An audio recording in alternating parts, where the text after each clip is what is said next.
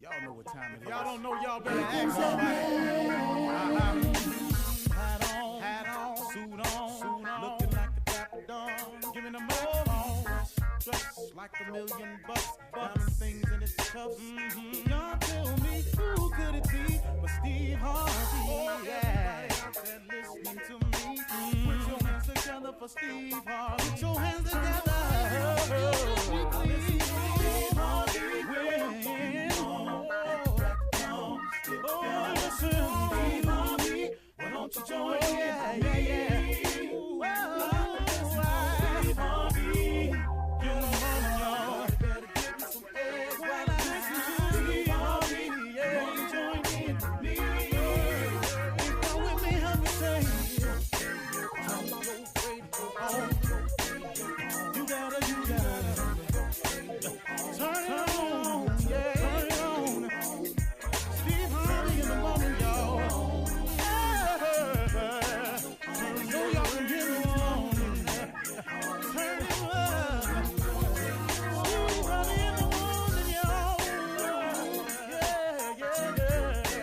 Turn your radio on. You gotta turn your radio on. Turn your radio on. You gotta turn it on.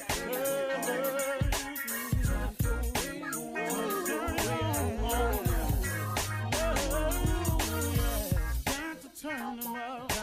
Steve Harvey got to turn them out. Steve Harvey turn them on in the morning, y'all.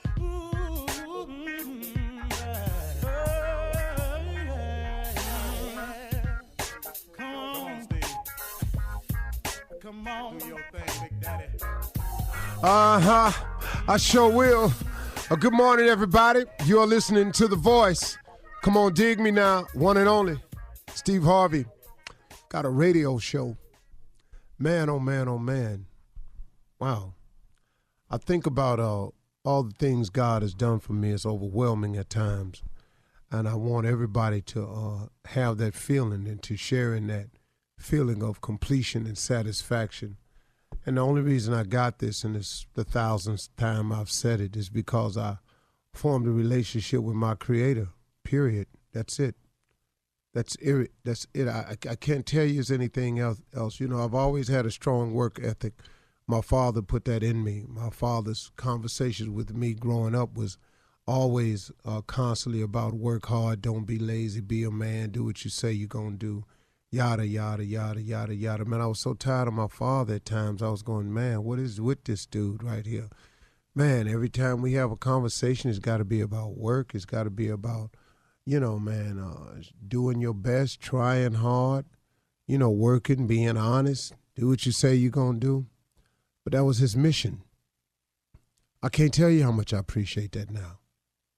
I can't even put it into words when I think about my old man and what he was to me. And I just, man, I'm so grateful for that balance I had in my life. And then my father was a fighter. He fought on the weekends. You know, my father used to come home with his clothes tore off of him. He put a fresh shirt on and he go back. My mom used to talk about my father fighting all the time. It's like, why you are always fighting? You know, a little bit of that rubbed off on me too. You know, that kind of got into me, and I didn't understand that either. But then on the same turn, my mother was a Sunday school teacher for 40 years, so her conversation was never about fighting or anything. It was all about love and understanding and doing unto others that you would have them do unto you. My mom was a Sunday school teacher, so I learned about faith. I had to go to Sunday school, prayer meeting, Bible study, young people meeting, choir rehearsal. You know, I was at church, man, so much I was actually looking at there's got to be an alternative to this.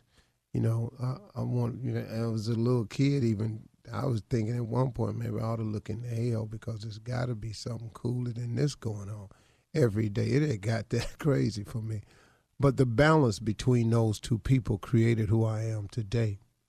And I want you to understand that the things that you are in your past have helped create who you are today if you view it the right way.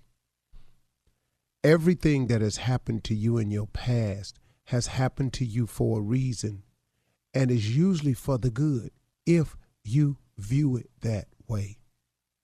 But if you, on the other hand, are a type of person who can't move forward because you are allowing your past to stop you from having your future, then you, my friend, are doing a disservice to your life. You are not honoring God's blessings. You are not taking advantage of the gain, knowledge, wisdom, and experience of your life. Example, if you are a woman and you are always talking about a former relationship, what he did to me, if he had not did this to me, I wouldn't be in this place today. I thought I had a man. Now I ain't got no man. If he came along and I was doing just swell. He just came in and he just lied to me. He lied to me. Now he did this to me. Then he cheated. Then he left. All of that you're saying can very well be true. Have you thought that maybe somewhere in God's infinite wisdom that he knew that you had made a mistake in picking him anyway? Maybe he knew you had made a mistake in saying yes or I do to him anyway, or come on, move in. And so what he did was, based on your decision now to say yes, I do, or come on, let's move in together. That was your decision. So you ain't go to him about this one. You made this decision. Based on that decision and all the negative things that started happening, he allowed you to get away from it. Now, how you got away from it is always not the choice of ours. See, you stuck on the fact that he left, that he walked out. But let me share this with you. When he was there, how good was he to you? How good was he for you? See, you got to look at the blessing. The blessing is now you are on your own. Now you walk in your house, ain't nobody in there with a disruptive spirit. Now you go home, you can take your clothes off and walk around like you want to. Now you go home, you can sit down and look at TV or catch your breath if you want to. Your kids don't have to see y'all arguing all the time. Have you looked at the blessing in it? But now if you're going to keep looking at the negative, then guess what? Now you can't move forward because you keep allowing your past to keep you from moving forward. If God has brought you through it, why don't you move on from it? Look, you got through it. He gone. He ain't coming back. He got somebody else. So you going to sit there and just keep tripping because he gone and he got somebody else? Hey, pick yourself up. Thank God for the blessing. It didn't feel like a blessing while you was going through it. And all the pain of him leaving and the divorce and all that messed you up. Got it. When you get through with all of that, you ain't the first one been left. You ain't the first one been divorced. You ain't the first one been in a bad relationship. Pick yourself up. Thank God for the blessing and move forward in your life. Because maybe when you quit complaining, maybe you'll find out that God has something in store for you that he wants you to have. But he can't give it to you if you ain't grateful. So God gives you a blessing, but because you don't see it as a blessing, you ain't grateful for it. Now, guess what? You steady asking God to do something for you, but you ain't thanking him for what he's done for you. But you steady wanting him to do more. How does that work? How does that work, man? That he should keep on giving you things when you ain't even working with the stuff he done gave you. It's like your child. If you keep buying your child a toy and your child keep tearing his toys up, at one point you're going to say, hey, look, I'm not buying you nothing until you learn how to take better care of the things you bought. And that's only right that you teach your child the value of $1, the value of respecting my work ethic that I've done for you. Tell me why it's got to work different just because he God and just because you down here with your lips stuck out about something. I just think that that's how it works. It just makes common sense to me. So you steady, oh, Lord, I ain't had a man since. You ain't ready for no man. You ain't ready for a man. How you gonna man? You mess with somebody else, man, and you over here still harping on the man you had that was doing you dirty at the house. What you gonna do with another man? And I don't know. And I'm just using that one example. It could go for men too, vice versa, and so on and so forth. I'm just using that as an example. Now, why I laid on that one so long, you have to take that up with God. That's all. Just I ain't pointing fingers at nobody and nothing. Because I've been guilty on both sides of the coin. Who am I? But I'm just sharing with you what I had to do. I had to learn to stop allowing my past to interfere with my future. I was who I was, and I am who I am. And I'm cool with both of them people. You're listening to the Steve Harvey Morning Show.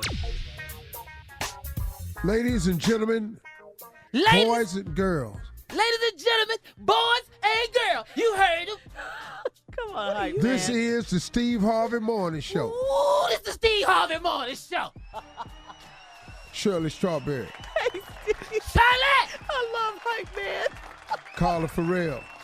What's happening, Steve? What? Can you let me speak first, hype man? Don't let him get on your nerves because you know he'll be on Steve's nerves in 5 seconds. Already. You I can't know. even speak though. Already. I got to coach him on how to be a hype man. Ladies and gentlemen, here he is, the hype man himself, Junior. Me. How everybody doing? We're good, Steve. How are Hey, you? Steve. Yeah. Good Come on. morning, everybody. Ain't Yeah. nothing hype, man. Yeah. Why you so hype, So hype man? we the only ones. So Junior's gonna be hype man today. Junior, I need you to break that down to one syllable hypes. Like for an example, give him an example. Okay, Junior, just say so. Good morning, everybody. Morning. Okay, gotcha. Oh, so one word word phrases. Yeah. Try another one, Junior. Hey, Shirley, how you feeling today? Feelings. How you supposed to know what that means? Yeah. Feelings. Yeah.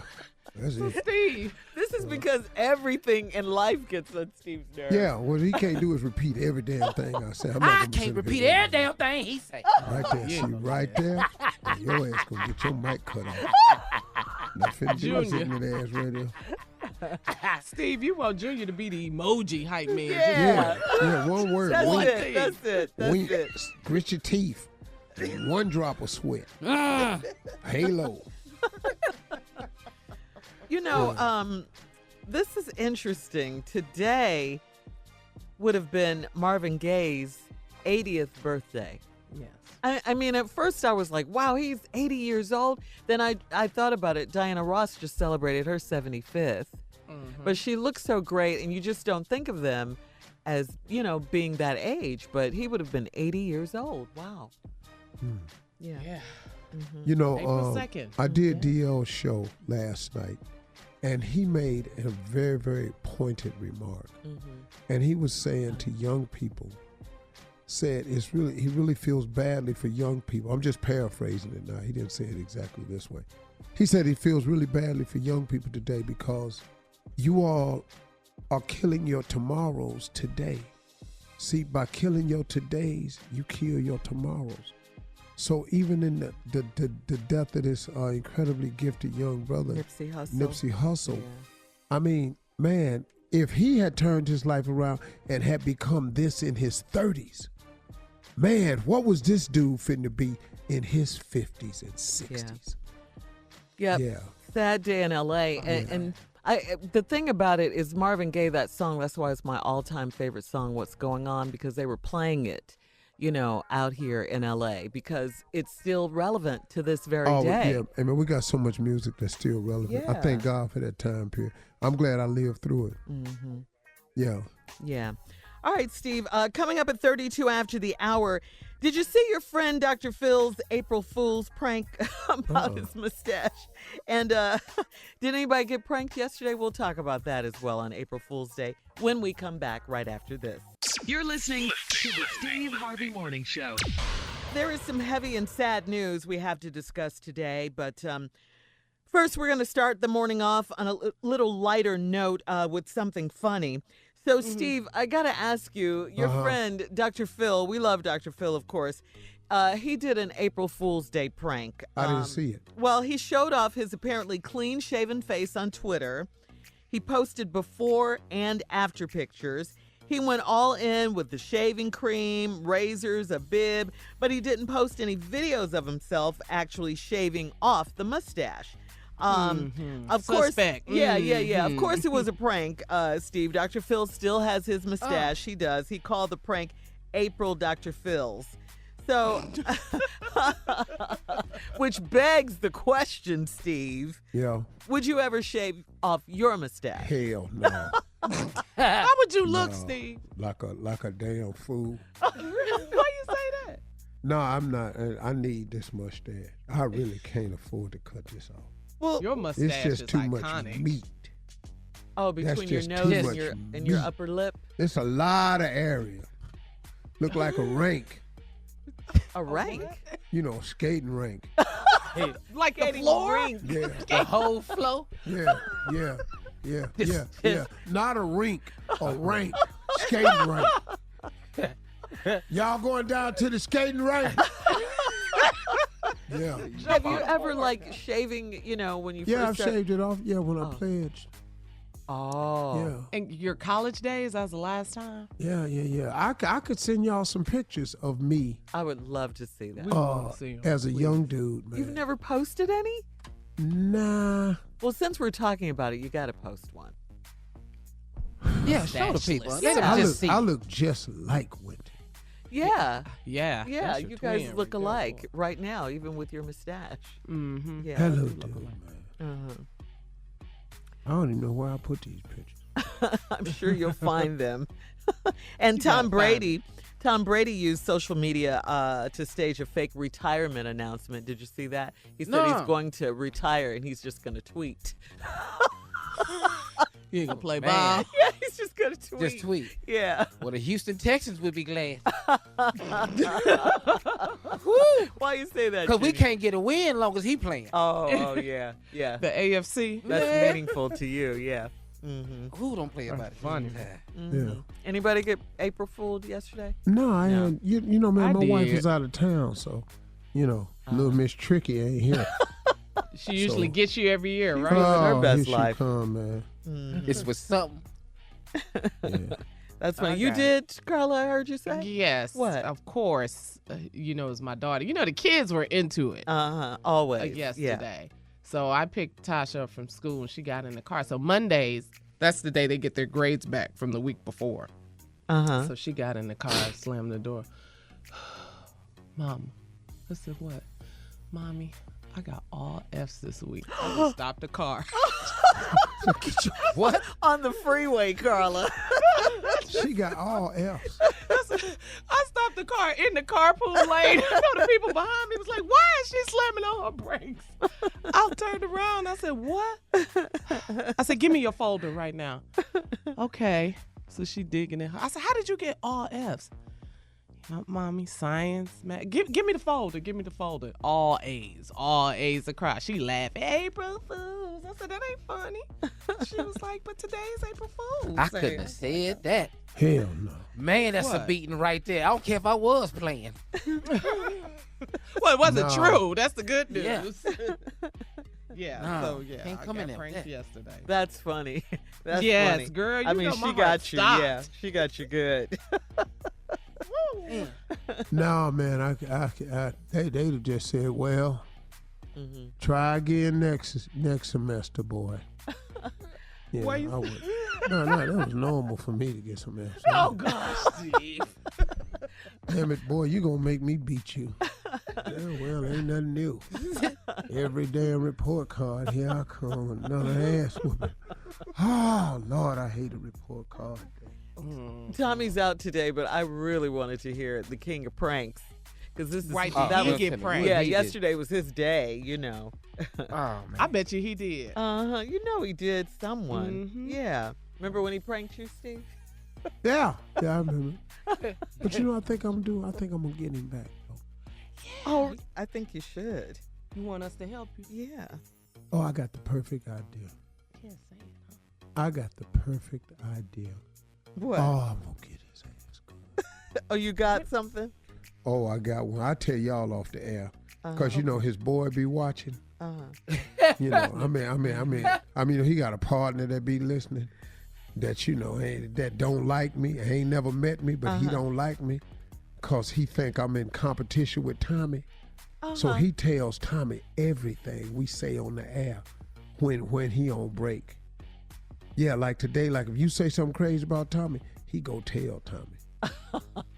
Yeah. That's Y'all what friends know who are it for. is. No, they ain't. No, they ain't. He telling his uncle, though. I know. That's family right there. No. It ain't family. No, this is Tommy's friend. No, I'm saying he's telling Tommy, and you and Tommy are family. So Right, but he Yeah. go to Tommy, then he get Tommy all upset. You know Tommy. You Oh, know, man. You know he's Yeah, a that's hothead. bad. He can't play. He's a But you know the hothead. dude, He don't like to but play. hey man, but let me tell you how the dude take it to Tommy. Man, what's up with your uncle, man? Every time you ain't there, man, he be just talking about you, man. You know what I think it is, Tommy? I think he jealous. He gonna tell him that, too. Oh, yeah. Oh, he Yeah. always do that. He gonna go tell him that now. Oh, God. And now Tommy's going to come to work tomorrow. He's going to, oh, God. He's Yeah, not going but to speak what to I'm gonna us do is, for the but next see, 3 days. Yeah, but I know his friend's Oh, name. Though. Lord. Yeah, All right, well, don't say no. No, don't do that. Oh, you know, it's April Fool. That was Day yesterday. after. That was yesterday. Well, you know, we moved on. I can extend it. Oh, gosh.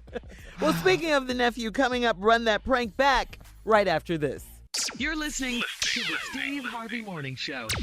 Coming up at the top of the hour in entertainment news, former First Lady Michelle Obama's book is on track to becoming, get this, the best-selling memoir ever. All right? But right now, Junior's here in for the nephew to run that prank back. Yeah. What you got, Junior? Wedding. Wedding and a funeral. Wedding and a funeral. Same time. Run it, cat. Hello, this is Ryan. Hi, I'm trying to, Ryan. Ryan, how you doing? Hey, I'm good. Who am I speaking to? This is Josh. Josh over at I'm one of the officials at the church where you guys are getting married tomorrow. Yeah. How you doing, man? I want to thank y'all for that, too, man. We will appreciate it. Good. Well, we definitely hope to make you a member here sooner or later since you guys are getting married, you know? Hey, man, I'm trying to get this work schedule changed up. You know what I'm saying? They got me working on Sundays now, man. So as soon as I tweak that and move that around a little bit, I'll be there. Okay, listen, we have a bit of a situation that's come up. We had some problems and miscommunication, and it's definitely been on our side. They had your name, Ryan, down here with your phone number, as well as your soon-to-be wife, Sonia. They had her name here, but we didn't want to call her with this. We wanted to just reach out and talk to you and see if just make you aware of what was going on, okay? Oh, what's going on, man? There's been a mix-up on scheduling. I don't know if you know, Sister Ola May, she passed away a week ago.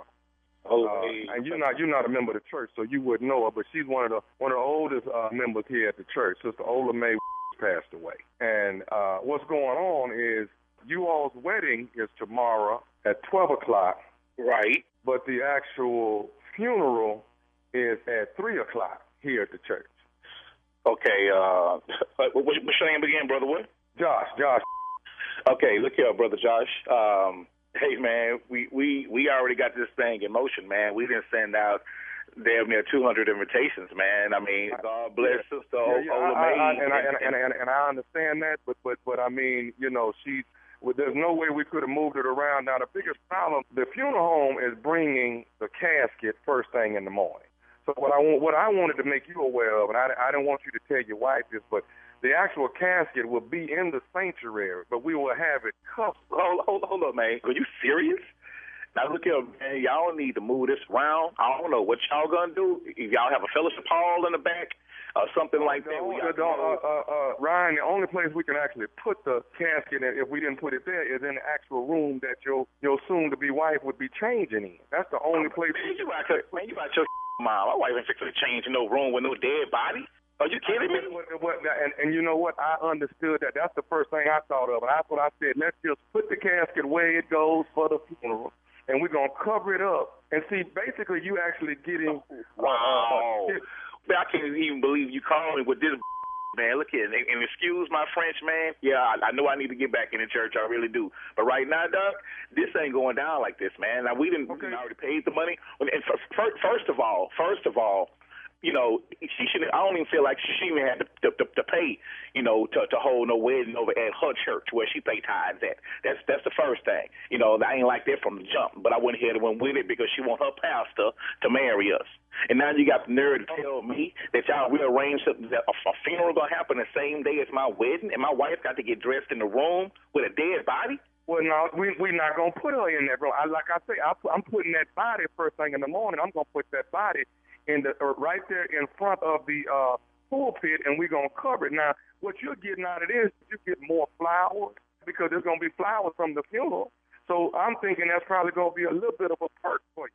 I just wanted you to be aware that there's probably going to be more people than you think because some of the people that's going to be at your wedding is really for the funeral. Hey, hold on, man. Are you serious right now, man? Look here, Doc. I done paid for this wedding to happen at this church, man, okay? Ain't no disrespect to the lady that is passed. God bless her family. I ain't playing. You not putting no dead body having no funeral at my wedding, man. That's crazy.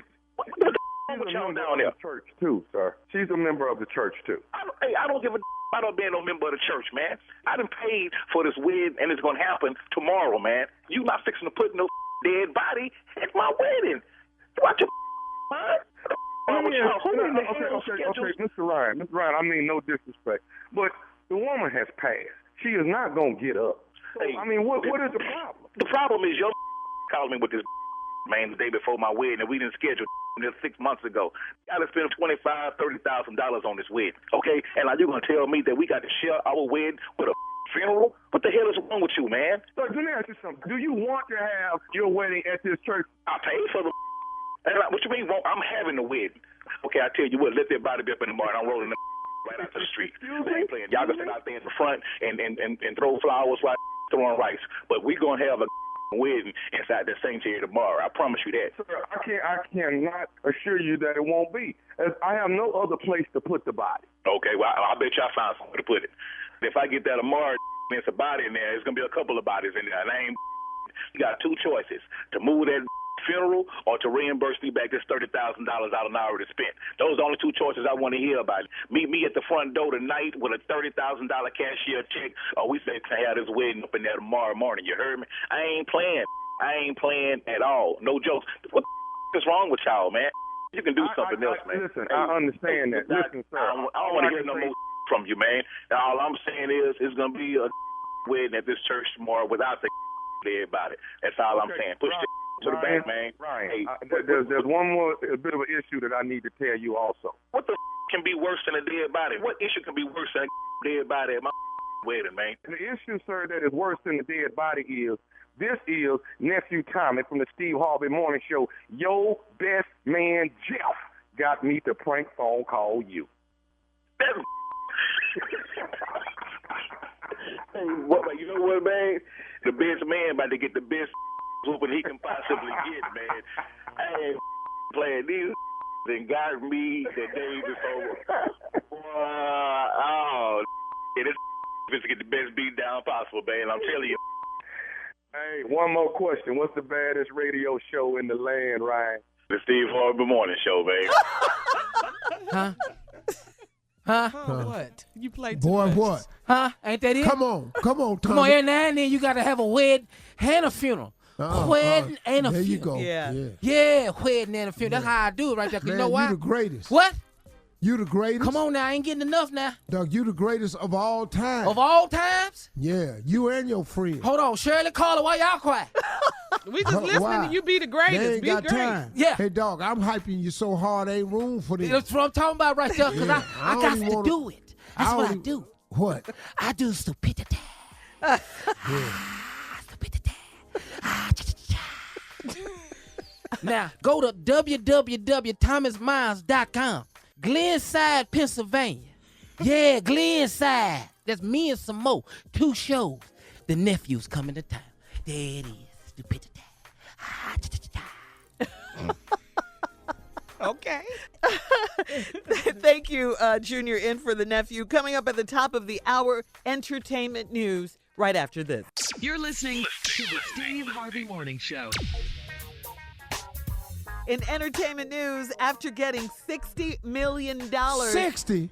Yeah, you don't even know who it is yet. I haven't even said anything. After getting $60 million for her memoir, former First Lady Michelle Obama. What? Yes, is proving she was worth the payday. Yes. What? Yes. She got $60 million for her book? Yes, she did, Yes. Steve. Becoming. Her memoirs? Autobiography. Becoming? Yes, that's right. How about my memoir, Had Been? For half the money, huh? Hell yeah. I got a memoir. I got way more exciting stuff in here than Shell. And how much do you want? She got $60 million. 30. Oh, okay. Now 30 and a tell-all book. Well, what are you going to tell? You got to tell Women, give us everything. Something. You got to tell us something, Steve. Everything. Like what? Give us a tidbit. What? What you need, like, you know. Go ahead. I don't want to be disrespectful. You're married now. But you'll tell it all. For $30 million? You get to talking. Man, hey, man, Margie just going to have to understand. It's in the past now. It is what it is. Yeah, everybody I'm with has you. a past, I'm with you Boy, now. let me tell you something. $30 million? Uh-huh. Yeah. The life and times of me and Biggie Wig is 2 chapters. The life and times of Wonder Love and Biggie Wig. And who is Biggie Wig? Biggie Wig, my homie from Cleveland. Oh, Shirley, let me send you a picture of Big. Is it Okay. a turn? It's a page turner, I bet. Oh, a page turner. It's a Okay. movie. Dog, hey, dog, you'll have to tear this out and email it. All right, so we don't have 30 million. Sorry. Give us, what about 20? 20 You got million? 20? Uh-huh. I'm telling damn near all of it. 20 mil. All right. Then 20 million, I'll take Baby's title off Netflix and I'll name that my book. What? Baby? Before anything. Yeah.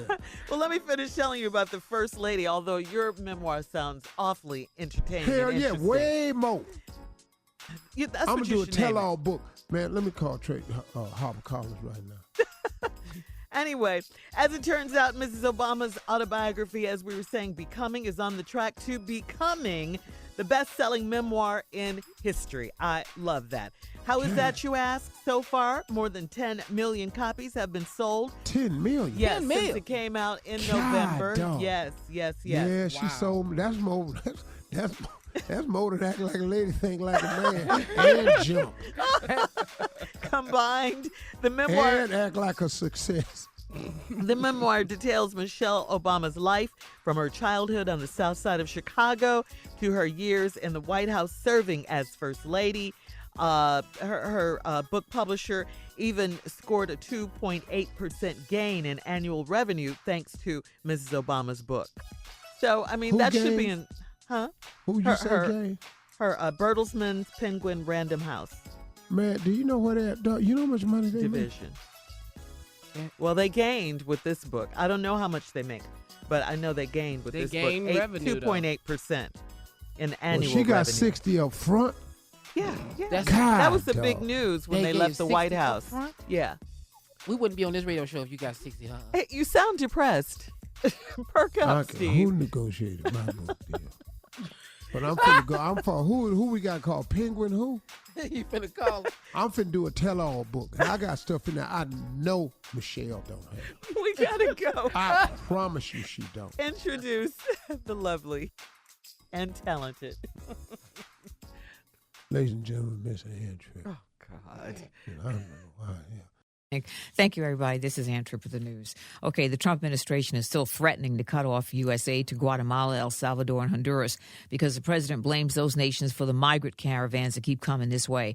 White House Chief of Staff Mick Mulvaney tells CNN that the problem seems to be that throwing money at these countries does not keep their residents from still wanting to leave. People say it's working, but the proof is in the numbers. It's not working well enough to help us solve our border crisis, and that's what the president's focused on. U.S. border officials say that tens of thousands of migrants attempt to cross this country's southern border each month. A Washington, D.C. whistleblower is telling Congress that at least 25 people in the Trump administration were given security clearances after that clearance was denied by the proper authorities. because of disqualifying issues in their backgrounds, including worries about foreign influence, past drug use, and even criminal conduct. My life was ugly. In any case, a huge manhunt is underway for the man the police suspect of killing Nipsey Hussle, a 29-year-old Eric Holder is who they're looking for. No, he's not the Eric Holder that we know as the former head of the Justice Department. He's 29-year-old Eric Holder, and L.A. police say they feel that it was a personal type of thing, not a gang thing. The 33-year-old Grammy-nominated rapper, entrepreneur, and well-liked community activist was shot to death on Sunday afternoon outside his clothing store in broad daylight. Outside his clothing store last night, hundreds gathered for a huge vigil, but then after a while there was some shoving and pushing and some arguing and turned violent. At one point, 9 people ended up injured. Two actually were critical. One person was hit by a car and the other one was cut by some glass. The House Judiciary Committee scheduled to vote tomorrow on whether to issue subpoenas to see the full Mueller report on Russian involvement in the 2016 election. 750,000 people will most likely lose their food stamps under a new proposal by the Trump administration. The stated goal is to encourage able-bodied adults to get jobs and eventually move off the welfare rolls. Critics say that people will go hungry. However, the Trump administration says it's targeting so-called ABOBs. Those are able-bodied adults without dependents. They call them ABODs. The Trump administration says they want to cut off food stamps after 3 months to ABOBs who don't work, volunteer, or attend job training for at least 20 hours a week. Apparently, that's already the law, but it's often waived in certain circumstances. The Trump administration wants it to be much harder to receive a waiver. However, the idea has to get by Congress, and most Democrats are not in favor of changing the current system. So we'll see what happens there. Finally, today is National Peanut Butter and Jelly Day. And I love peanut butter, don't you? Crunchy peanut butter, too. Now back to Steve Harvey Morning Show. You're listening to the Steve Harvey Morning Show. Nipsey Hussle was a pillar in the community. He should be remembered as a visionary. He was set to be a real estate mogul. He bought businesses and properties to give support to his community. He gave shoes to every student at Hyde Park Elementary, along with his clothing store. He owned a burger restaurant, a fish market, and barbershop. He helped fund upgrades to the campus playground and offered jobs to struggling neighbors. If someone lost a loved one due to violence, he would chip in for the funeral costs. Steve, Nipsey Hussle was an inspiration to us all at such a young age. Man, it's just a damn shame what we've become. And you know, I don't understand the self-hatred that we have for one another. And look, whatever your beef with this brother, whatever your beef could have possibly been, it did not call for that. It just didn't. It's senseless. You're right. Yeah. This is senseless. But I got news for you who did it. Your life over too. All your accomplices, your lives are over too. You don't think past right now. You got a beef, but what is settling the beef? Why is it like this, y'all? We wrong, man. We just wrong. We've just turned into this society where people can't even go to church. You can't even send your kids to school. You can't go sit down and watch a movie. And us, you can't be on a tour bus without somebody, some sick, demented person thinking. And let me say this to you, L.A. Somebody knows something, and we needs to be talking. Because look, man, somebody it happened in broad daylight. Yeah. Man, come on. You gotta be kidding me. Yeah. Kill this soldier like this, man. Yeah, and now ain't nobody seen, nobody know nothing. Just pray for his family. Yeah. Oh, what a sad thing. I mean, it was just a sad day in LA yesterday. I mean, it was sad. You could feel it, all over the city. But let me tell you something, though. This happened every day in LA. Yeah. Yes. Nipsey Hussle happens to be famous. Mm-hmm. Yeah. But do you know the dudes that's dying out here? Yeah. It's happening all across the country. Chicago, New Orleans. Man, we ought to be saddened by all of it. Atlanta, the heartless felons in Cleveland, all these gangs in Chicago, man. Dallas, All you got to do is cut on 48 hours. They in every city now. Every city. They used to just be in Memphis. They everywhere now. Birmingham. Yeah. Dog, they was in Mobile, Alabama last night. Mobile, Alabama, 48 hours. Got plenty of stories, too. Wow.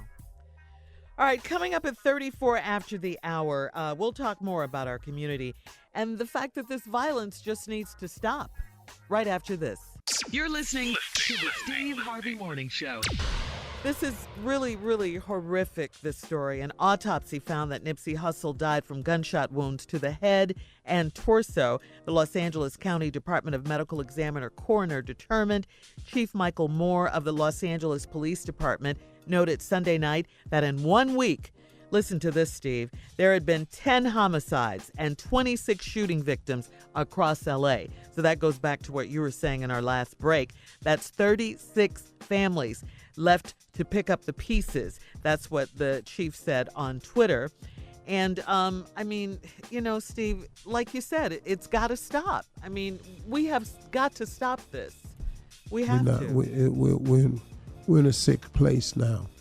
We have so turned away from God.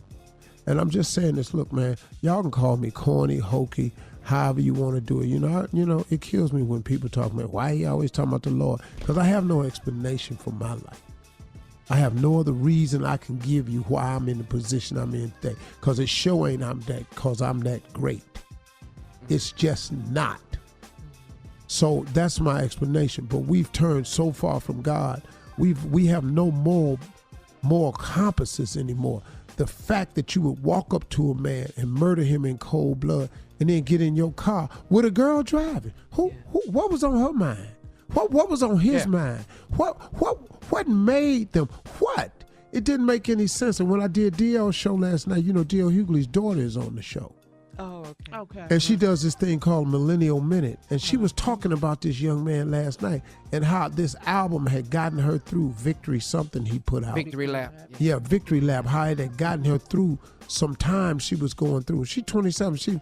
DL's daughter, same age as my son.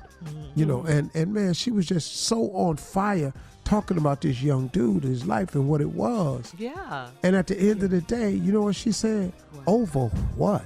Right, exactly. Over what? Yeah. But we have such a lack of value for each other. Yeah. And we ain't got no more compass.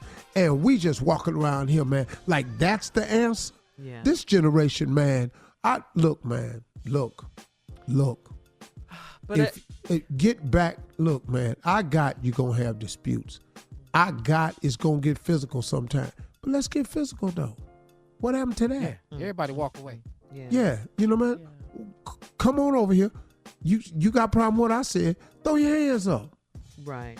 Dog, you ain't got to end my life, man. Yeah, that's what I'm saying. It's final. That's it. There's no coming back from this. I love the fact, though, you know, that Nipsey Hussle made his life count for something. He made improving South LA a priority. After his rap career took off, he diversified beyond the music industry. He became a local businessman, a philanthropist. Last year, Nipsey Hussle, who taught himself how to build computers, helped open a center in Crenshaw dedicated to connecting underrepresented groups with technology companies. And according to an interview with the LA Times, Nipsey once said, growing up as a kid, he was looking for someone. And not for someone to give him anything, but someone that cared, you know. So what a great legacy. I mean, you know, it's just, it's so sad. A legend. Yeah. It's truly a legend. Yeah. 33 years old. He was. Yeah. Yep. For the culture. Absolutely. Yes. Yeah. He touched a lot of people. He did. He really did. He really, really did. So you think about his children and you think about, you know, Lauren London. That, you know, that just, I don't know. Everybody's taking this to heart. It just breaks your heart. Yeah, it makes you sad. It really does inside. It's like, you know, a good one. You know, I'm sure there are a lot of good ones, but, you know, man, oh man, it's just, And it's just like you said, Steve. I mean, with the LA Police Department talking about the shooting deaths and the homicide in LA on this past Sunday. You know, we talked about Chicago, the numbers, and New Orleans and all these cities where The We just gotta violence, stop yeah. the violence. Yeah. We killing each other. Yeah. Well, we're going to switch gears here.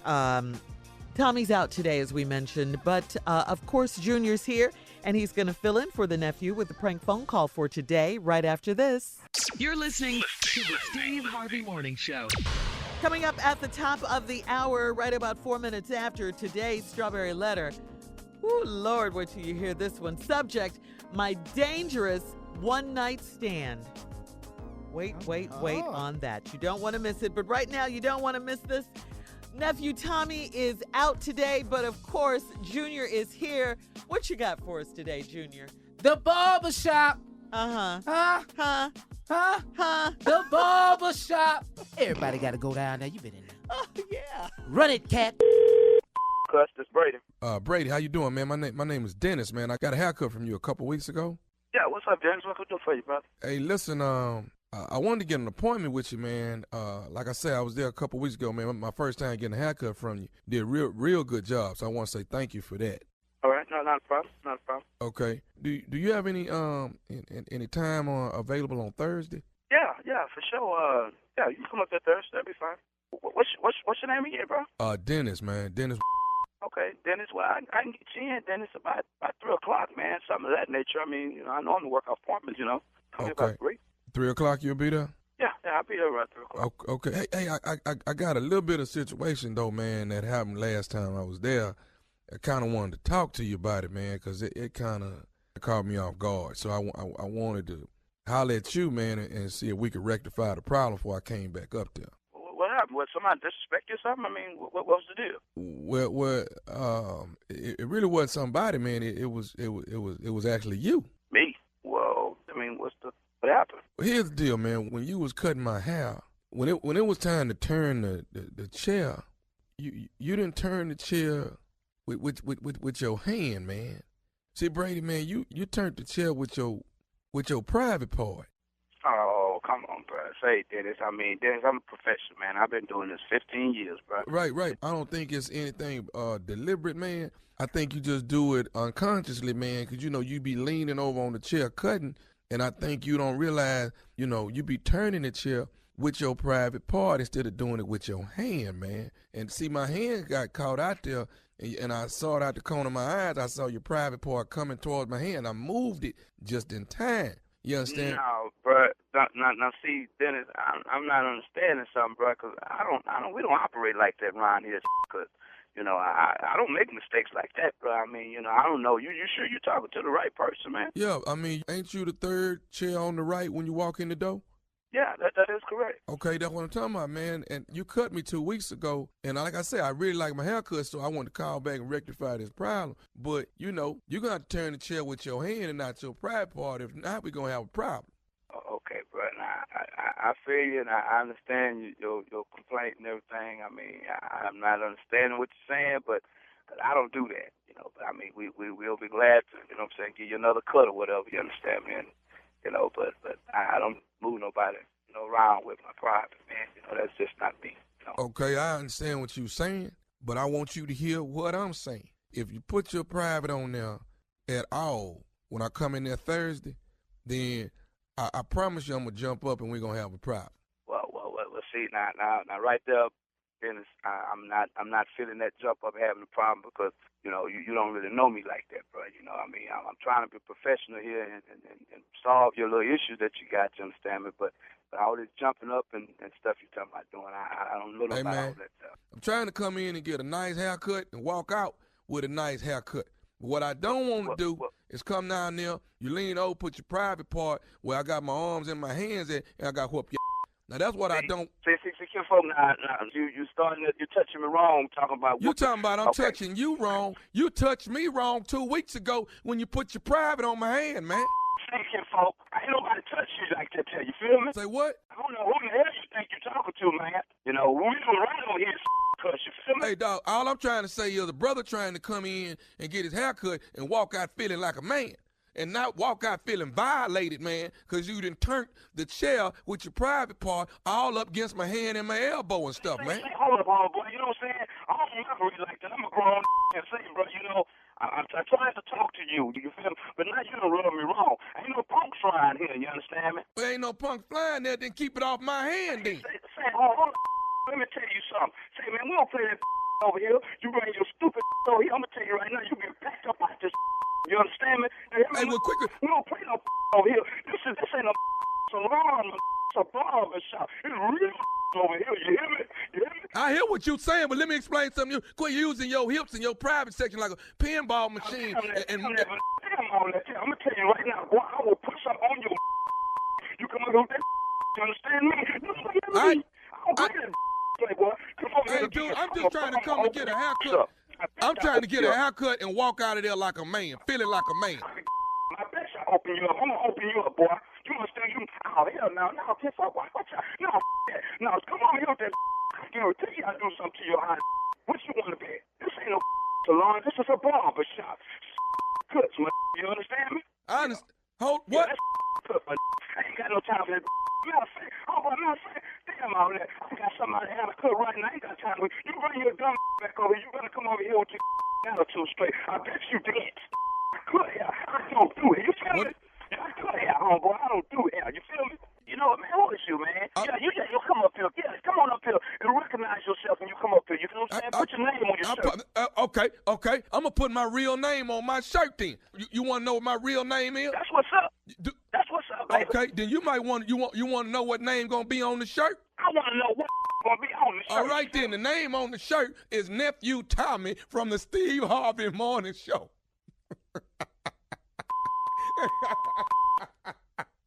Oh, man, say it before you got. Oh, my God. Oh, man. Say, bro, my bad, man. Oh. You got me, Hey, I got one more thing to ask you, man. What is the baddest, and I mean the baddest, radio show in the land? Man, it's Steve Harvey Morning Show, man. There it is, Barbershop. Yeah, you know, Play too much. They turn in the chair, the hand right there, dog. You got to see my hand. Wow. You know, you can't be doing all that when you cut my hair. You know, so there it is, Barbershop. All right, well, if you want to know where Nephew Tommy is going to be performing at, and hopefully somewhere near you, just go to thomasmiles.com. That's ThomasMiles.com. He's scheduled to hit Glenside, Pennsylvania with some more, and then he's going to backdoor Knoxville, Tennessee with my man Bruce. Also, Virginia Beach Comedy Club is on the list, and on Memorial Day weekend, the Nephew Chuckles Comedy Club Memorial Day weekend. My man Prescott over there. I love Prescott. Prescott is something serious. That's what Steve says. He's funny. Oh, man, he is so good. All right, I gotta see him. I got to see him. Country fun. Hey, dog. One of my favorite stand-up comedians. He's one of my all-time favorites, man. Oh, J. Anthony Brown, said the entertainer. Wow. I'm talking about that wasn't Richard Pryor. Because Richard Pryor was a king. But I'm going to tell you something, man. There's some bad boys out there, man, that was for real funny. If you've never seen Prescott and you from the country, you got to see his ass.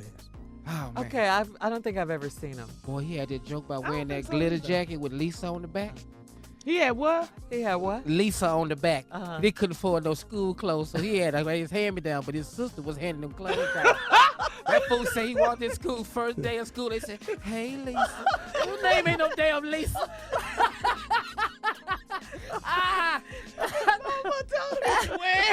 His older sister had to hand him down clothes.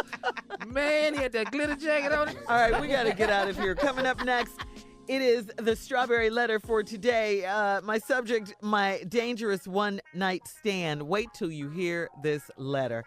Whew, somebody's going to be mad. All right, we'll be back right after this. You're listening to the Steve Harvey Morning Show. Time now for today's strawberry letter. And guys, if you need advice on relationships, dating, work, sex, parenting, and more, please submit your strawberry letter to steveharveyfm.com and click submit strawberry letter. The nephew is out today. We could be reading your letter live on the air like we're going to read this one right after this. Go ahead, Junior. All right, it's that time. It's time for the Strawberry Letter with my friend Shirley Strawberry. Thank you, hype man. Subject, my dangerous one-night stand. Listen carefully. Dear Steve and Shirley, I am a 31-year-old single female in need of your help.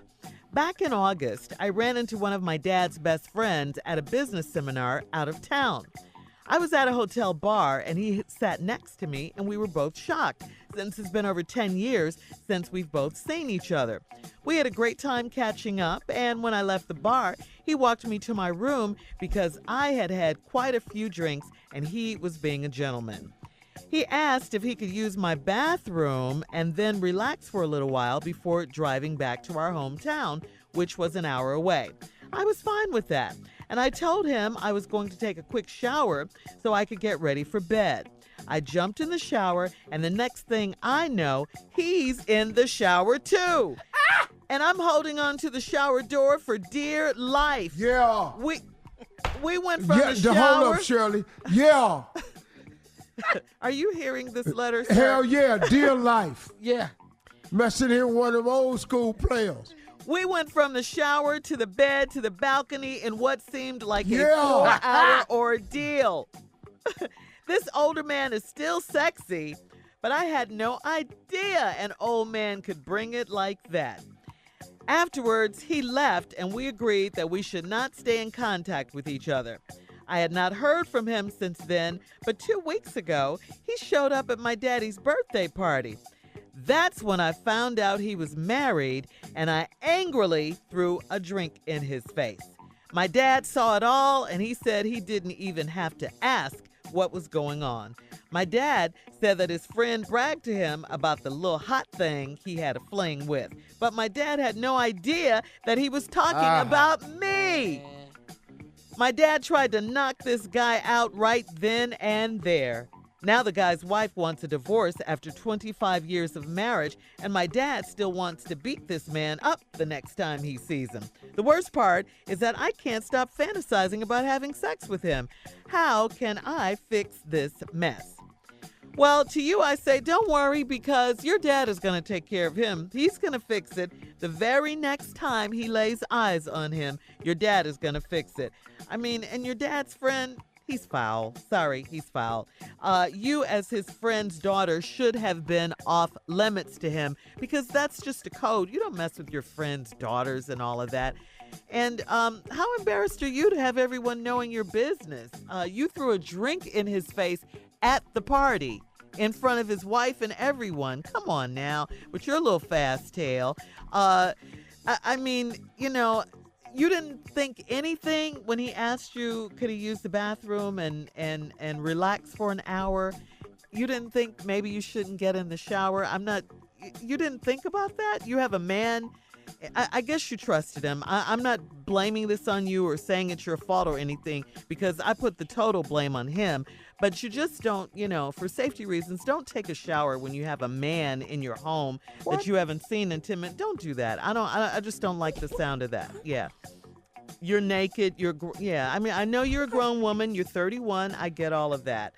But you hadn't seen him in 10 years. So you didn't know, you just don't know. Anyway, I don't like the fact that he took advantage of you in your shower. I don't care how good the sex was. I don't care. That's my opinion. I don't like it. Now the guy's wife wants a divorce after 25 years of marriage. You know, this is just a mess now. Now your dad wants to beat the man up. Come on. You may as well let him go. That's how you can fix it. Stop fantasizing about him. Next. Steve? Shirley. Yes? Now, normally I agree with a lot of your stuff. I can't go with you on this here. The line you said about the total blame is on him. No. She's 31. You supposed to know some of this stuff. Let's just go down this damn letter. She a single female. She at the bar on a business seminar out of town. You at the bar, he sat next to you, and we were both shocked. Oh my God, it's you. Oh Lord, it's you. Oh my God, how have you been? Well, Lord, how you been? I haven't seen you. Oh, my dad is going to be so crazy when he finds out we were together. Yeah, I'm just down here. What you doing down here? Oh, my goodness. We were just in a business seminar. How about you? Well, I'm down here on business myself. There's nothing I have for him if he talks like that. Yeah. I get what you're saying, huh? We had a great time catching up, and when I left the bar, he walked me to my room because I had quite a few drinks. He knew that because he was buying them. Uh-huh. He bought the damn drinks. That's how I know you had a bunch of them. He was being a gentleman. He asked if he could use my bathroom and then relax for a little while before driving back to our hometown. What? Dog, when it's late at night, you don't go in nobody's room to chill for a minute. Right. Get your ass in that car and get on up the road before you kill yourself. But you figure, all right, this is my daddy's friend. Let me go on in here and make this happen. So you go on in there. You let him in. You let him use the bathroom. He sit down. I was fine with that. I told him I was going to take a quick shower so I could get ready for bed. You tell a man that's in your room that's going to be there for an hour, you going to take a quick shower and get ready for bed. He heard in his mind, I just said I'm going to relax for an hour. She taking a shower to come get in the bed. Ain't but one bed in here, and I'm sitting on it. Let me go on in this shower. Oh, my God. And see what's happening. Exactly. That's See, exactly what happened. I jumped in the shower, and the next thing I know, he in the shower, too. You know what the next line was? What? And I'm holding on to the shower door for dear life. Right. Come on, player. This is crazy. Oh, come on, player. But you know what? That's all I had was that moment for him. Because after that, I don't like this dude. Right, exactly. He's out of line. I don't like this dude, even though you got a lot to blame with this. And the blame is not totally on him, and I'll tell you why. All right, Steve, we're going to recap when we come back, get part 2 of your response as well. This is a crazy letter. Subject, my dangerous one-night stand. This guy is my dad's friend. Ooh, we'll be back right after this. You're listening to the Steve Harvey Morning Show. All right, Steve, let's recap today's Strawberry Letter and get part 2 of your response. Subject, my dangerous one-night stand. 31-year-old lady go to a bar one night on a business trip. A man sit down next to her. They both shocked. They ain't seen in over 10 years. One of my dad's best friends. We had a great time catching up. I left the bar. He walks us to the room. Because I had quite a few drinks, he was being a gentleman. Of course he was, because he bought you the drinks. He asked if he could use my bathroom and then relax for a little while before driving back to our hometown, which was an hour away. Then your stupid ass said I was fine with that, and I told him I was going to take a quick shower so I could get ready for bed. I jumps in the shower, and next thing I know, he in the shower too. Peekaboo. Surprise. And I'm holding on to this shower door for dear life. Cause Pop Dad in there bringing it. What, Steve? Pop Dad in there bringing it. He's out of line. And after this point, this is when I stopped liking the dude. Yeah. Next thing I know, he in the shower too. I'm holding on to the door for dear life. We went from the shower to the bed to the balcony. Boy, now this one I started not liking him, but right after the balcony. But at first I was proud for a minute. I know. I'm like, I was, what you doing? But now he's out of I line. don't like him because this is your best friend's daughter. Yes. Hold up, dog. Wait a minute, man. You got to respect the cat's kingdom. Mm-hmm. And when you don't, you finna have another problem. So then she says, we went from shower to bed in what seemed like a 4-hour ordeal. Mm-hmm. This older man, still sexy, but I had no idea old man could bring it like that. Now, see, you don't know. You don't know, but now you up in some trouble now, little girl. But Steve. You little stupid. No, Shirley. I don't need no help. No. I just need to ask you a question, but go ahead. I want to ask. No, you. go ahead and ask. Because you sound like you're agreeing with me. You said you disagree. Where are we? I in disagree with disagreement? you because it's not totally his fault. No, I You gave said her it's some- totally. You said in your response, the okay. total blame is on him. I called her fast tail. I agree. And I because, fast tail ain't got nothing to do with it. This is stupidity. Yeah. She's being stupid. At 31, you know good and hell well, I don't care who the dude is, walk you to your room, ask you use the bathroom, and then can he relax before he drive back an hour? It's late. Get your ass on the road. I agree. Now, I'm in the shower. Next thing I know, he in the shower too, and I'm hanging on to the shower door. The shower door had to open. Somebody open the damn door. You know, screaming is still legal in this country. Screaming, but that ain't what you wanted to do. So now this is why I'm kind of mad at her. Afterwards, he left, and we agreed that we should not stay in contact with each other. That was the agreement. I had not heard from him since then, but 2 weeks ago, he showed up at my daddy's birthday party. That's when I found out he was married, and I angrily threw a drink in his face. Wait a minute, hold up. What you throwing drinks in the man's face for? Did you lose your mind momentarily? Did you not forget that you both agreed not to stay in contact? So when you saw him at the man's party and you found out he was married, y'all wasn't going to be in touch with no mother. It was your one night stand that you agreed to. The one, and I will remind you shortly that you've been fantasizing about. Now he show up with his wife. Now you throw a drink in his face. Well, the cat out the bag now. Everybody knows. My dad saw it and said he didn't even have to ask what was going on. Hell no, because he know. My dad said that his friend bragged to him about this little hot thing he had a fling with, but my dad had no idea that he was talking about me. Then your daddy tried to knock the guy out then and there. Who wouldn't? Now the guy's wife want a divorce after 25 years of marriage, and my dad still want to whoop the man ass. The next time he see him, I'm in full agreement with this now. Yeah. It's ass whoopings just on a tray. They're on a tray. Yeah. The worst part of it is I can't stop fantasizing about having sex with him. How can I fix this mess? But listen to me. See, you young. Now, let me explain something to you now. What y'all can't do is get out here with these wolves in these lambs' clothing.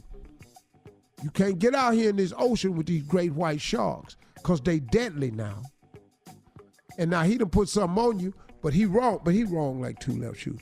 And then, man, the nerve of this dude to go to your father and say, I had a fling with this young hot thing, knowing the whole time that he was talking to his boy about his daughter. Exactly. That's why I'm so mad at him. Oh, He and is then foul. what he did was he explicitly, see, they don't stop with, see, ain't no old dudes talking about, I just had this little fling with this hot thing. We was in, she let me down to this room. Oh, so he gave him details? Dog, that's what he did. That's why he got his ass knocked out. 'Cause Dog, he we was talking all about up in the his shower. We got on the bed. We was out on the balcony. He told her all of that. No dad He wants told to his hear that. boy, oh, hell no. So now the dad knocking your ass out on sight every time he see you. Yes. So now I understand what's happening now. And now she want to know how she can fix it. But it ain't nothing you could do. You can't fix anything. No, this is a lesson learned. Number one, you need to quit drinking. Number two, you don't let men walk you back to your room. That ain't being a gentleman. And invite Somebody them. walking you to your room for nothing. And then let him use the bathroom and relax for an hour while you in the shower getting ready for bed. Ain't but one bed in the damn room. Who does that? Your stupid ass. You that damn drunk, you stupid now? So now he all in the room. Now he ain't even waiting on you to come out the shower. She naked now.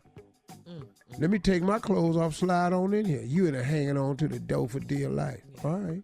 Well, then he went home and told your daddy. Oh, he's so damn stupid. He need his ass whooped. All right, we got to go. Email us or Instagram us your thoughts on today's Strawberry Letter at Steve Harvey FM. Coming up in 10 minutes, Steve, you inspired a man in Birmingham to jump and follow his dream. We're going to talk about it right after this. Look at you inspiring people. You're listening to the Steve Harvey Morning Show. Guys, I talk about it all the time. I love walking into a clean, fresh-smelling room. And guess what? This morning, this studio is smelling springtime fresh. Can you guys smell it? Yes, I do. You did your thing, Shirley. Thank you. I mean, it is pine sol lemon fresh up in here, right? I wish the listeners could smell it too. Wouldn't it be great if our audience could smell this lemon fresh pine sol scent like we do, like through the speakers or something? That would be great. Steve, maybe, what, Steve? Well, might as well smell this pine sol lemon fresh because your ass ain't cooking now. We ain't smelling chicken. In the studio, Steve. Yeah, this ain't chicken. But listen to this. Maybe they could smell it through the speakers, our audience, and maybe we could be the first radio show ever to offer that. Interesting, huh? What? We could call it radio scent. Radio scent. Or smell good radio. I like that one even better. Smell good radio. Something like that. Yeah. You get the picture. That's cute, Shirley. Thank you, Carla. Well, until we figure it out, you can grab yourself a big bottle of Pine Sol Lemon Fresh Cleaner. It is the #1 lemon scent dilutable cleaner. Your house can smell just as good as our studio does right now. After all, it's spring cleaning time. Pine Sol, clean your way. Okay. I like that.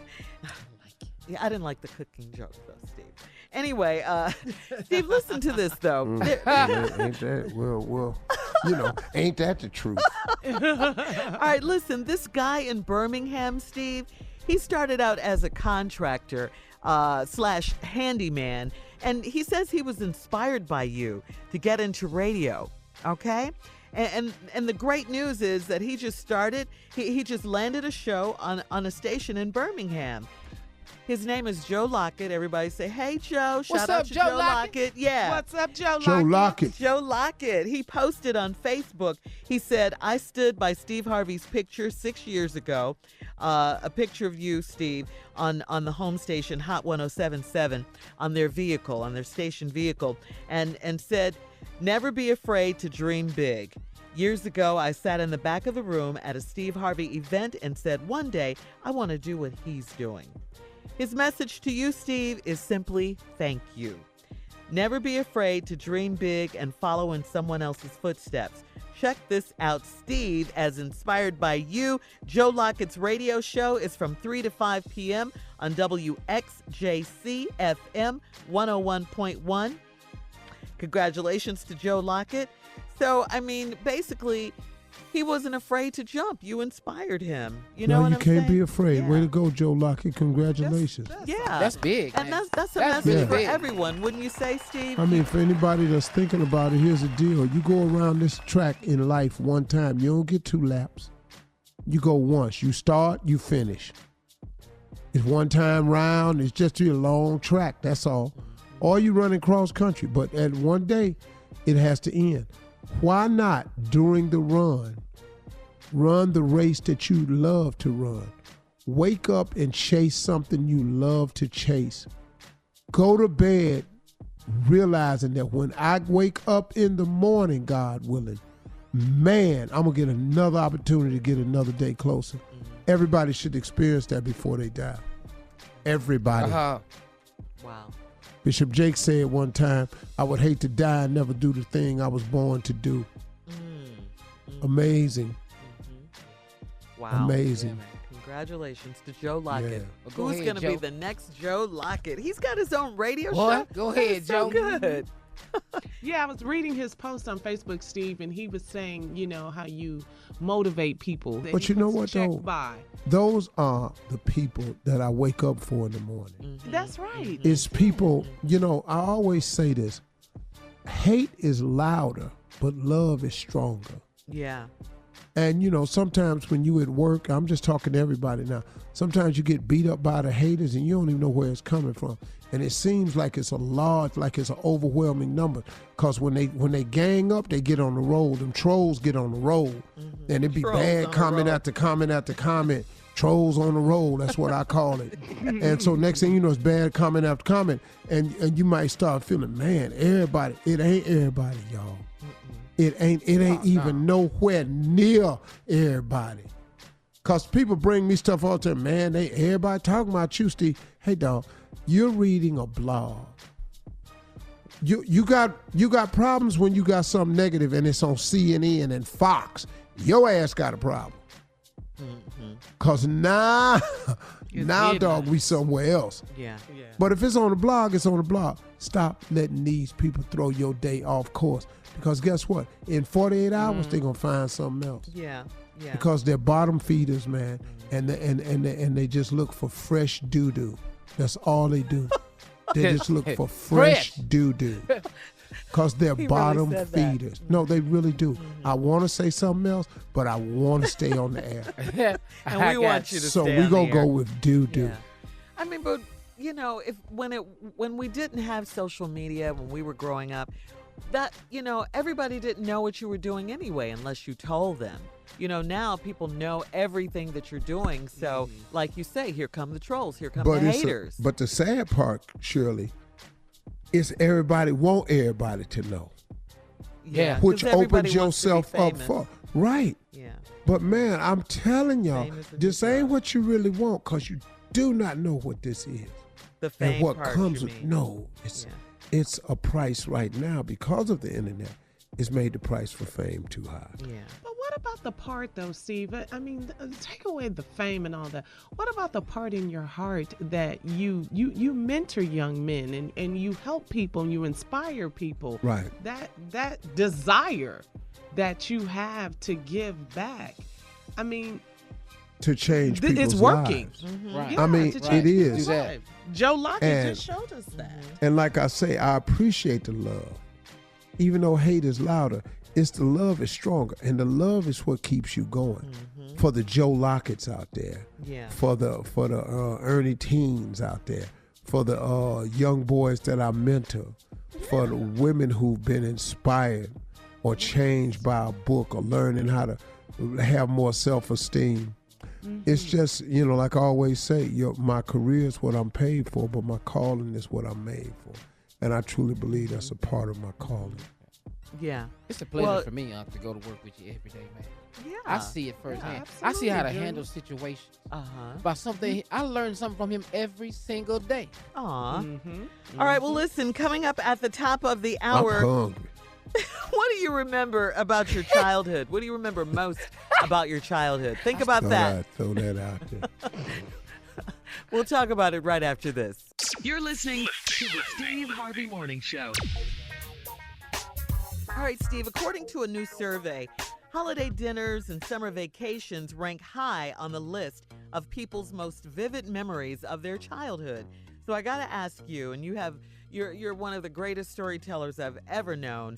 What do you remember most about your childhood? My damn bike. Oh, that's mine. I was not ready for that. I wasn't either. What about your bike, My Steve? damn bike, man. I love my bike, man. I got a brand new bike with the butterfly handlebars, 3-speed shifter, banana seat, put a sissy pole on it with the raccoon tail, and I had two raccoon purple. I had 2 raccoon streamers instead of them little, little punk ass streamers that come out that you put in the handlebar on the tip. Yeah.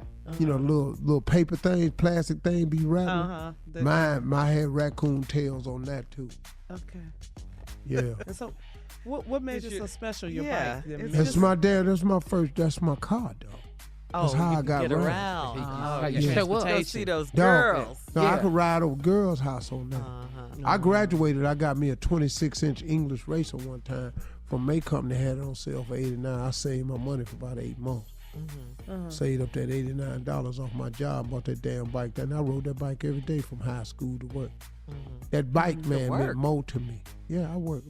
I got out of high school every day at 12:30. I was through. Oh. Yeah, that's why I was voted most difficult. I ain't like nobody at my damn house. Nobody. Yeah. So why didn't you were in a them? program though that you could leave at 12:30, or you? Yeah, I had all my work? credits. Right. Okay. I had my credits. Smart. Yeah, no, I wasn't smart. I was going to work. Oh, you wanted money, yeah. Oh, I wasn't with no high-ass GP. I just had them all. I was through. So I what was was a straight your first C job? student. What was your first job? First job was paper route, working with my daddy, but it wasn't really a paper route. I was running numbers for him and Don King. Oh, Yeah.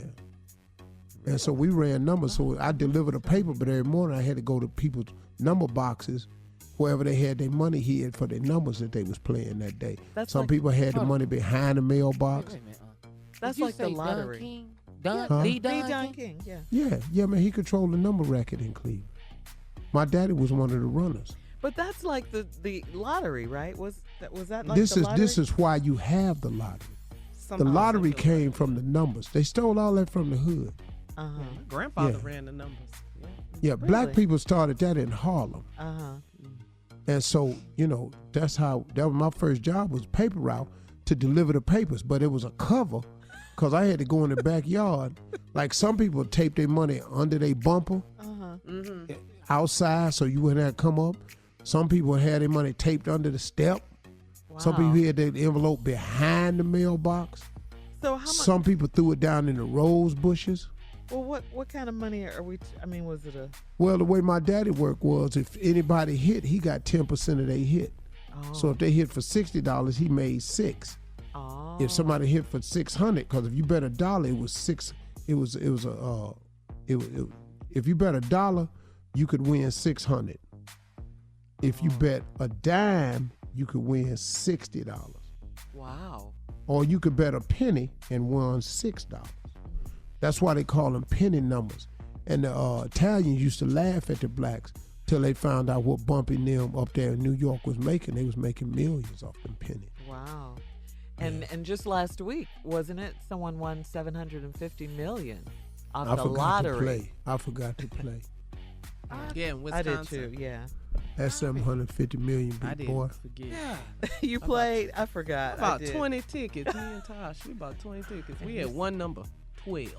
We had one number. God damn. We was depressed. No. We were talking about everybody chip in $200. I would have been mad. Oh, I would have been mad at my $200. One number. Wow, Off to work Steve. we go. Yeah.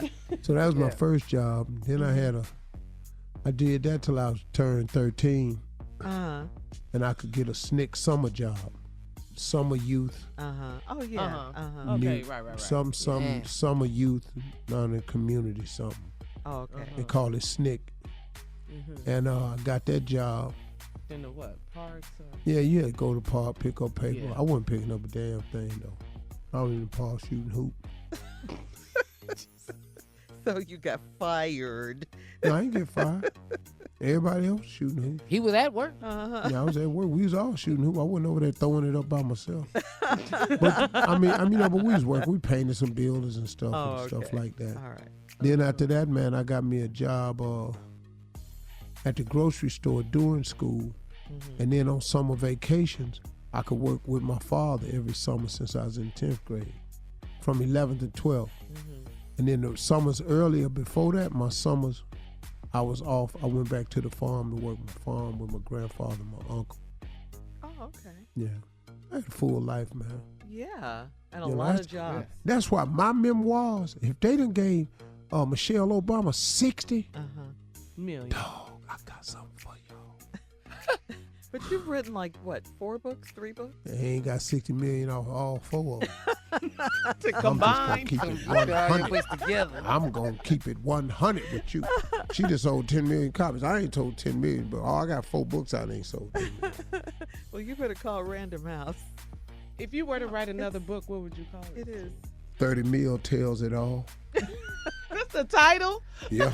It better be juicy. That's all I got to say for 30 mil. Shirley, a page turner. Shirley, Yes. for 30 minutes, for 30 mil, I got it for you.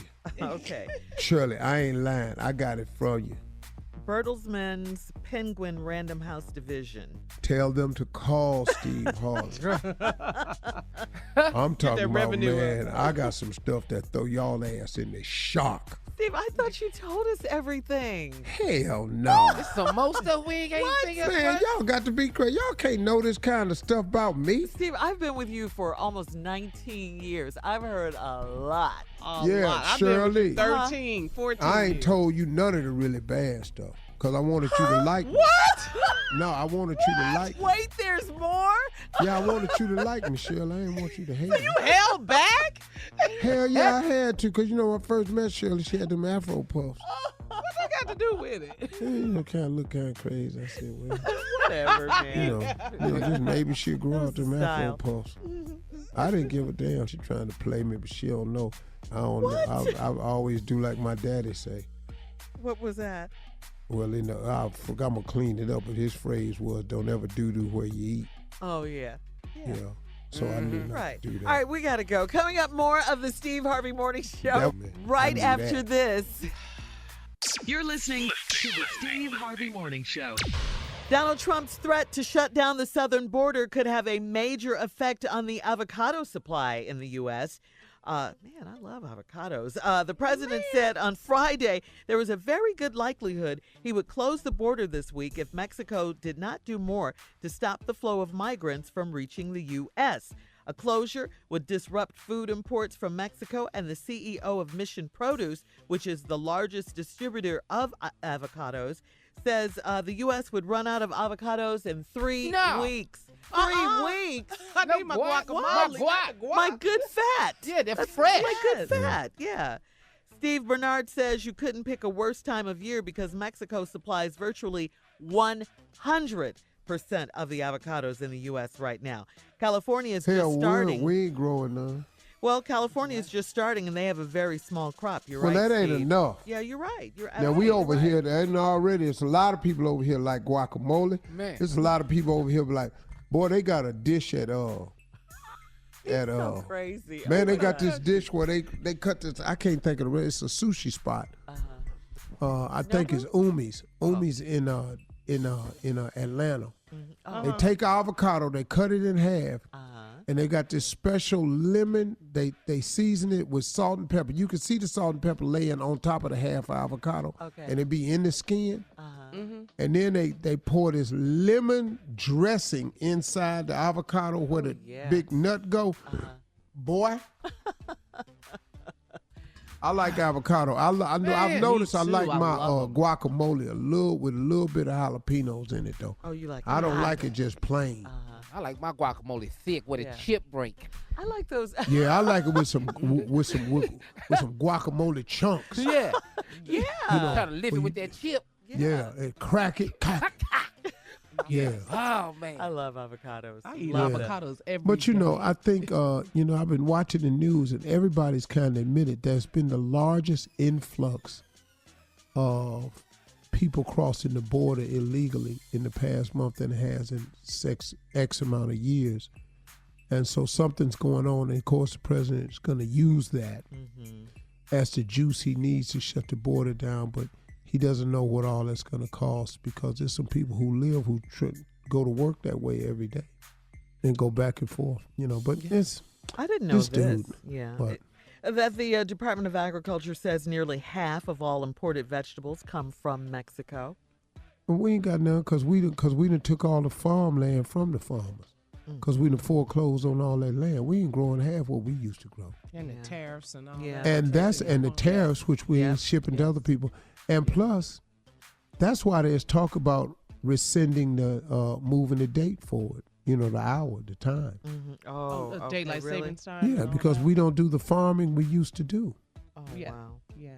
Yeah, and the president don't care about fruits and vegetables because He really eats, he don't eat them. He eats junk Yeah. food. This dude, man, this Yeah. dude. Avocados on his burgers. But yeah, I think I love avocados. That's all I gotta say, and I want my Me too, avocados. Shirley. Yeah, I love them. I eat them every I'm day. not fats. really concerned about the border closing because of avocados. I mean, I know it's way deeper than that. It most definitely is. But it affects all areas in the produce industry. Yeah. Just, you wouldn't even think of that. My goodness. Woo. Who this president right here? He's Well, yeah, people are saying he's going to get reelected. So Because the Democrats are blowing it right now. Yeah. All right, look, we'll be back with more of the Steve Harvey Morning Show right after this. You're listening to the Steve Harvey Morning Show. This is really, really horrific, this story. An autopsy found that Nipsey Hussle died from gunshot wounds to the head and torso. The Los Angeles County Department of Medical Examiner coroner determined. Chief Michael Moore of the Los Angeles Police Department noted Sunday night that in 1 week, listen to this, Steve, there had been 10 homicides and 26 shooting victims across L.A. So that goes back to what you were saying in our last break. That's 36 families left to pick up the pieces. That's what the chief said on Twitter.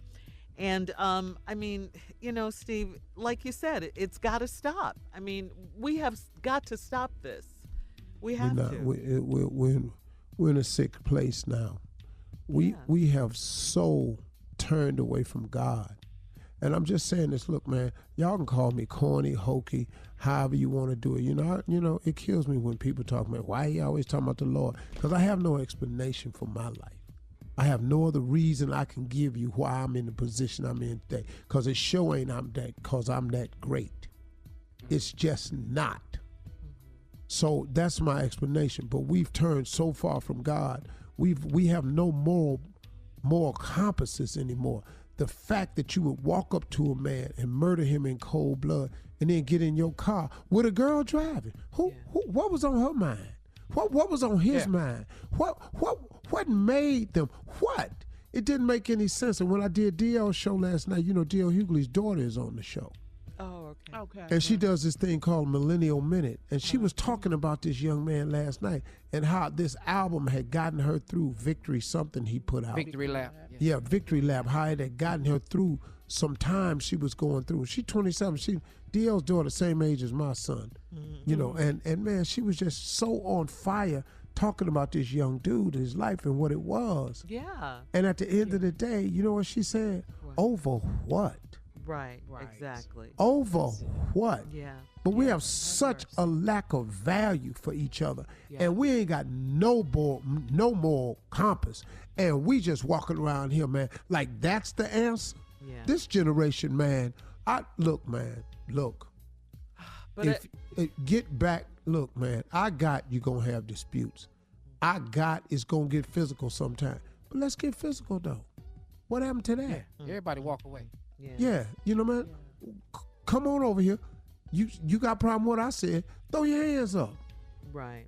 Dog, you ain't got to end my life, man. Yeah, that's what I'm saying. It's final. That's it. There's no coming back from this. I love the fact, though, you know, that Nipsey Hussle made his life count for something. He made improving South LA a priority. After his rap career took off, he diversified beyond the music industry. He became a local businessman, a philanthropist. Last year, Nipsey Hussle, who taught himself how to build computers, helped open a center in Crenshaw dedicated to connecting underrepresented groups with technology companies. And according to an interview with the LA Times, Nipsey once said, growing up as a kid, he was looking for someone. And not for someone to give him anything, but someone that cared, you know. So what a great legacy. I mean, you know, it's just, it's so sad. A legend. Yeah. He's truly a legend. Yeah. 33 years old. He was. Yeah. Yep, for the culture. Absolutely. Yes. All right, guys, we'll be back with our last break of the day and some closing remarks from Steve right after this. You're listening to the Steve Harvey Morning Show. All right, Steve, here we are, last break of the day. Time for your closing remarks. Shirley sent me something, and it got me to thinking. I'm going to share with you what she sent me, but I'm going to paraphrase it so it's more of how I talk, because sometimes I get a little stumbled up and it doesn't sound like me if I try to share directly with somebody what somebody sent me. So I just want to talk to you about it. I want to just talk to you about this life of abundance that we are all qualified for. I want to talk to you about the life of abundance that God really wants all of us to enjoy. If you're a righteous person, God will give you a life of abundance. I didn't say if you were a saved person, if you were a member of this denomination, if you go to this church, if this is your pastor, if this is your faith. I'm telling you that God has a life of abundance for you if you put your trust and your faith in him. I'm just telling you, and you have to understand that God has equipped you to have this life of abundance. All of you have a gift that was given to you by God at birth. Everyone has one. Now, you may not know what it is, but you have it. But because you've been so bent, so determined to do something to please somebody else, your mother wants you to go to school and get a degree in this. Well, I told him I was going to come down here and get a degree in that, so now I'm going to go get a degree in that. Well, my father went to the army, so I'm going to the army. You know, there's nothing wrong with the army. There's nothing wrong with going to the army. But if that ain't really what you were created for, you finna waste a lot of time, man. You really, really are. Because God really did equip you for a life of abundance. When he created you, he had a mission in mind for you. He had a mission in mind for me. He gave you a gift. Your gift is that thing that you do the absolute best with the least amount of effort. If you identify that gift, there's your greatest chance. Now, here's the deal. When he prepared you for this life of abundance, and he gave you everything you needed to put on every day and go out and make your dreams and your life come true, if you become passionate about your gift, you can be on your way to making your life happening and your dreams come true. He gives you everything you need to wear to go out and fight it. But what we do is we suit up. We suit up and we settle in. Well, I got this job now. Well, I don't know, I'm 4 years away from getting this another degree. I might as well go ahead. Well, I got a promotion now. I might as well stay on here. Well, I just already started investing in my 401k. So you suit up, but you settle in. And then, you know what you do? What we often do, and I did it myself for a while, we resign ourselves to living a mediocre life because we won't suit up and go out here and do what God wants us to do. So here's what I'm saying to you. If God done gave you all the scuba gear equipment you need, he done gave you the air tanks, the mask, the flippers, the nozzles, the hoses, or air supply. Don't put all this stuff up on and then head to the bathtub. What you doing? You settling in. Head out to the ocean. Get out in that ocean of opportunity. Get out there in some of that deep water. Go out there where God has equipped you to go. He done suited you up. He gave you everything you need. But we want to go get in the bathtub where it's safe. Look, man, all of you have the gear to win, the gear to have an abundant life, the gear to be prosperous, the gear to be happy. You have the gear. You got to get out. You got to get out that bathtub and go out there in that ocean, out in that deep water, because out in the ocean is the opportunity. Ain't no opportunities in the bathtub. You got to go out there in that ocean of opportunity and experience all that God got for you. Some of it you're going to get tested. You're going to feel like you're going down. You're going to get a sinking feeling, but you're going to be fine. You know why? Because you got the gear. You have what it takes. You got the gear. It's up to you to jump in. If you don't ever jump in the ocean, you ain't going to really know if you can handle deep water or not. I got you scared of the deep water. I got sometimes that deep water look rough out there. I know you've seen some people try to acquire fame and prosperity and happiness and go out on their own, and I know you seen them out there sinking and the water look rough, so now you want to stay over here in the bathtub. Ain't no opportunities in the bathtub. All your opportunities out there in the ocean. Now, is there some sharks out there? Yeah. Some barracuda out there? Yeah. Yeah, some whales out there? Yeah. All that's out there. But what's to say you won't be one? Get out the bathtub with all this gear God done gave you and jump in that ocean out there and swim like you're supposed to. Swim around, you're going to get the life of your dreams. For all Steve Harvey contests, no purchase necessary, void where prohibited. Participants must be legal U.S. residents at least 18 years old unless otherwise stated. For complete contest rules, visit SteveHarveyFM.com. You're listening to the Steve Harvey Morning Show.